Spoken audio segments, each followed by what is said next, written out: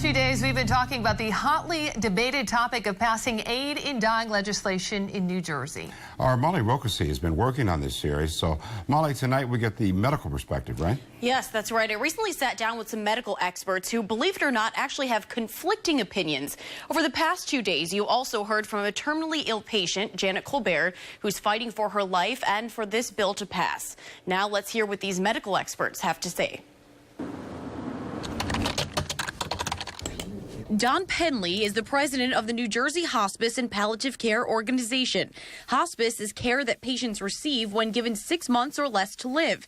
Penley says hospice care can be given anywhere. And even though patients can enter this nonprofit organization through Medicare and Medicaid, this is just an extreme step when government has not done enough to promote alternatives in end-of-life care like hospice. Penley says his organization has opposed the bill since 1997, being more concerned with comfort rather than being cured. Penley says the goal of hospice is to give people a better quality of life in their last days, and he has some serious concerns if the bill were to pass. Nobody's really looking at the circumstances in which they take the medication. You know, is it the patient taking the medication themselves? Is it a family member who wants to rush things along? And what do doctors think, considering they would be the ones to prescribe this medication? Or do they think it's an issue within the Hippocratic Oath? Whether you are for or against this topic, yes, this particular idea of physician-assisted suicide is fundamentally against the Hippocratic Oath. And the American Medical Association, even 15 years ago, expressly stated that physicians should not participate in physician-assisted suicide. Dr. Matthew Suh is the New Jersey director for the American Academy of Medical Ethics. He believes passing this bill would be dangerous for all parties involved. Dr. Suh tells us a cancer diagnosis results in 10 times the increased risk of suicide. And with the option of the lethal prescription, patients may become more susceptible to financial and societal pressures. How can we say that someone with 6 months of life to live, and their suffering is too much, that they shouldn't live in this way? How can we tell someone with a terrible chronic medical condition who may have 5 to 10 years to live, how can we tell them that their suffering is not great enough?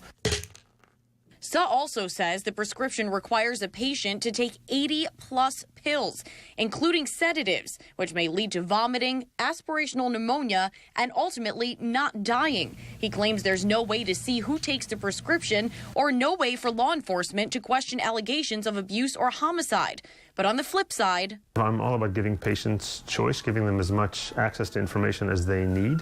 Meet Dr. David Muller, Dean of Medical Education at the Icahn School of Medicine at Mount Sinai Hospital. Dr. Muller believes parts of the Hippocratic Oath are up for interpretation, and it's as simple as giving patients the choice on how to live out their final days. It's impossible, I think, to pin down exactly how a patient is experiencing their suffering, and that, I think, is the key. The key is not what I see as the doctor and what looks to me as terrible suffering. But for or against, both doctors agree that if this controversial bill should pass, all doctors should have a right to choose whether or not they personally feel comfortable distributing pills to patients like Janet Colbert. Because after all, Buddha once said, the trouble is you think you have time. And to Janet, time is everything.